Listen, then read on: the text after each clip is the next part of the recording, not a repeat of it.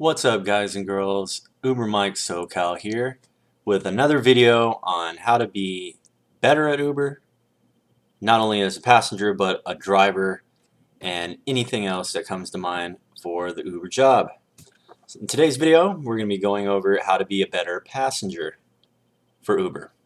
Now, I've had over 1,400 rides in 7 months as of August 19th, 2016. I can say I've had a lot of varied passengers. Pretty much anyone and everybody uses Uber nowadays, so you do run the whole spectrum of human behavior, to put it mildly. I would say that most people are actually fairly decent. Most of them are nice. I seem to get along with the vast majority of them. You're going to have a few people that unfortunately aren't the easiest people to get along with, and you'll run into that, but the question for today is, how do I be a better Uber passenger? First of all, to be a better Uber passenger, I recommend the following. When you're ready to take your ride, set your trip. Put the address in the address box for the destination. Very simple, takes a few seconds. If you don't know the address of where you are and it's a business, type in the business name. Business name will work if you do not know the address. It will automatically fill it in. I've yet to see a problem with that, so try that. If you're at a house and you don't know the address, figure it out. Figure out where you're at. If you can see a piece of mail on someone's kitchen table, there it is. You know, it's pretty easy. If not, you can always set a pin drop. As long as you're accurate and you're standing by that pin, meaning if you're at a corner of an intersection, don't go wandering off 2 or 3 blocks. Your driver will not know where you are. So start with that. If you're dropping the pin, just make sure it's accurate. It takes a couple seconds to verify that. That'll save a lot of headache. That'll help you be better rated. And basically, if you start from that point, it's kind of hard to mess up your ride from there unless you're just being ridiculous or demanding or something on that effect. Let's go and do a few of the things that make you a bad passenger. And when I say bad, I mean unpleasant, a pain in the ass, to put it simply, an unpleasant person, whatever you want to call it, just a bad experience. Some things that come to mind. Let's say a person sets their trip and I'm out there waiting for more than 3 minutes. I'm going to get annoyed with you, especially if you didn't call or text me or let me know anything. I begin to wonder if you're even there or if this ride was a total waste of my time to come pick you up. Be ready for your ride. It's real easy, folks. You set the trip when you're ready to go. I know everyone wants to set it in advance because it takes a little while for an Uber to get there, sometimes 5 or 10 minutes, whatever. Think of it from your perspective. You're going to pick up your friend. Do you want to sit out all day waiting for them? Wouldn't that bother you? Would you like someone doing that to you? No, you wouldn't. So, piece of advice, set it when you're ready.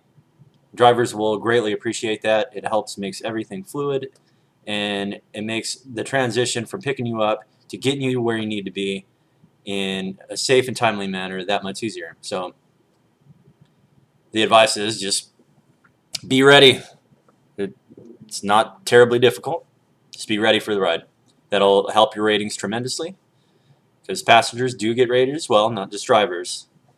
For anyone that's new to Uber as a passenger or a driver that's watching this, you do get rated every time I have to complete your ride. So that being said, if everything went well start to finish, or even if there was no problem whatsoever, you'll get a 5-star from me.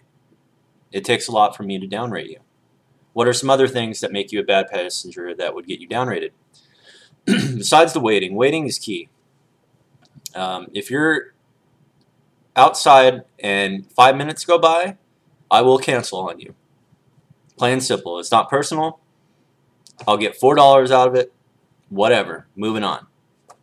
So if you don't want to have a charge of $5 to your account as a passenger, don't make people wait more than 5 minutes. especially if you don't contact them. That's key. If you contact me, that's different. I may be more inclined to wait for you. If I don't hear from you, I'm just assuming that you're being inconsiderate, which you are. You know, there's no two ways about it. Other things that make a bad passenger would be very, very loud. If you're yelling in my car, don't. For one, I don't yell at you. Don't yell at me, specifically. I don't get a whole lot of that, but it does happen on occasion. Some people just get rude and, I don't know, they either don't know that they're yelling or they do it anyway. But ultimately, if you have other people in the car, which is very common, there could be 2 or 3 riders in addition, their friends, whatever, don't yell. It's okay to have a conversation. I don't care about that. Talking amongst yourselves, whatever. As long as it's in a normal volume, not a big deal. But yelling and screaming and hooting and hollering, and all that stuff, it's distracting. Don't scream. Don't yell. Don't do stuff that would distract your driver. That's an easy way to get downrated. It's annoying. Drivers don't want to deal with that. So yeah, basically, if you're going to talk, that's fine. Speaking of talking, if you're on the phone constantly, that is annoying. And I'm not saying texting people. You can do that all day long. That's not noisy. But if you're going blah, blah, blah, blah, blah, blah, blah, blah, blah, blah, and it's a 20-minute ride, I don't want to hear it, honestly. No one wants to hear your conversation. And God forbid you put it on speakerphone. I just want to grab the phone and break it on your head. Maybe not seriously, but I definitely don't like that. Don't put it on speakerphone. No one wants to hear your life story over the phone or yelling at your wife or whatever problems are going on in your life. No one needs to hear all that. Now, is that to say you can't have a phone conversation in my car? Sure, but be polite about it. I've had people say, do you mind if I take a quick phone call? They were at least considerate to say that. They didn't have to ask me. If it was a quiet volume, it's not going to bug me. But, you know, some people are just oblivious, I guess, or really just don't give a shit. I don't know which. Maybe both. I mean, everybody's different, but it's common sense here, people. Don't do things that you wouldn't do or that you wouldn't want done to you. It is a good way to keep a 5-star passenger rating. 2 final things on this, and we'll wrap up this video. The 2 final things about being a good passenger and being better rated would be the following. If you are going on a very short trip and it took me 10 or 15 minutes to get there, which is rare, mind you, in the area I work, it's generally not that long. It's maybe 2 to 4 miles at the most, which no big deal, whatever. But I have had to gone out of my way at least 8 to 10 miles before and made $2 on a ride that took me 30 minutes. That is no bueno. That sucks. It's a waste of my time. It's a waste of everyone's time. The counterpoint to that is people are going to say, well, that's not my fault. I only had to go a mile. Well, yeah, it's not your fault. But when that's all you do, you get downrated big time. And here's the other part of that. There is a catch to this. If you're taking short trips all the time, or you're only going back and forth to work, it's very rare when people are going to work that they ever give a driver a tip. And actually, it's very rare that an Uber passenger ever tips at all. Maybe my area of Southern California, I don't know what it is. I've never driven anywhere else but here. But I would say out of every 100 rides, I might get 5 to 10 tips, maybe. And these are people giving me 5-star ratings. They just don't tip. Nor do I solicit the tips or ask for them directly. I never do that. That's another thing. Never ask for a tip directly. If you're going to use some signage, that's fine. That's the best kind of advertising for what a tip is. I would think good service would do that. If we're going to an airport and I'm hauling your bags for you and you don't give me a tip, well, I got 2 words for you. Fuck you. That is the most disgraceful thing ever. It's Uber X and it costs little to nothing. in comparison with a taxi or a shuttle that's direct. Those are easily 2 or 3 times the amount.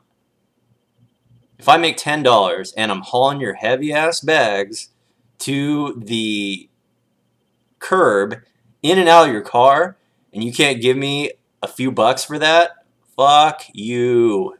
You will get downrated. If you want to have a bad rating as a passenger, that's a good way to do it. Which is the final part of this. When do you tip a driver? The simple answer is when necessary. When deserved and earned. Tips are not a given. I expect that I have to earn these things. And so what if I don't get a tip? Big deal. I hardly ever do. And it's not because I was mean or didn't deserve one. People just don't tip in my area. It just, I don't know. Out-of-towners that visit, Disneyland, whatnot, they give me tips all the time. Maybe in their area, a taxi ride or an Uber ride, whatever it may be, is a tippable type of thing to them. In Southern California, it's not just white people, Mexicans, Asians, blacks. It's all of them. Hardly of them tip at all. It's very, very rare. I'd like to think I do a great job most of the time. I'm not going to say I do it all the time. That would just be arrogant and not believable. But ultimately, if you're going to tip, it has to be deserved. So basically, if you want to have a better rating, and let's say you are going on a very short trip, I've had people that gave me $2 before and were a total jerk and were rude to me, but they gave me $2 on a ride that I made $2 in cash on, basically. So that right there gave them a 5-star rating. That's not to say I like being bribed, but they went out of their way to tip me. So if they were a jerk or unpleasant, whatever, that's a good way to keep a good rating. So ultimately, very simple. Act like a normal human being. Act pleasant. If you don't want to talk, that's cool. You don't have to. You don't want to be engaging, that's cool. You don't have to. You won't get downrated for that. You will get downrated for making drivers wait excessively, for asking for too many stops. That's another one. We'll go into that on the next video. I think that'll be a good topic. When to make a stop and when not to as a driver. This will save you a lot of time. And finally, just to wrap it up, I want to thank you for watching this video. Sorry if I got a little emotional at times. Uber can make you a little irritable at times just due to human behavior, but it's not all bad news. Most riders are very pleasant, so don't get me wrong. But ultimately, thank you for watching the video. If you like this video, please hit the like button. If you have not subscribed to the videos and you like what you see here, please hit subscribe and support my channel. If you've not been an Uber driver before and you would like a good referral bonus, my driver code and link are in the About section of this video, as well as on my Uber Mike SoCal profile. Thank you very much, guys. I'll see you on the next video.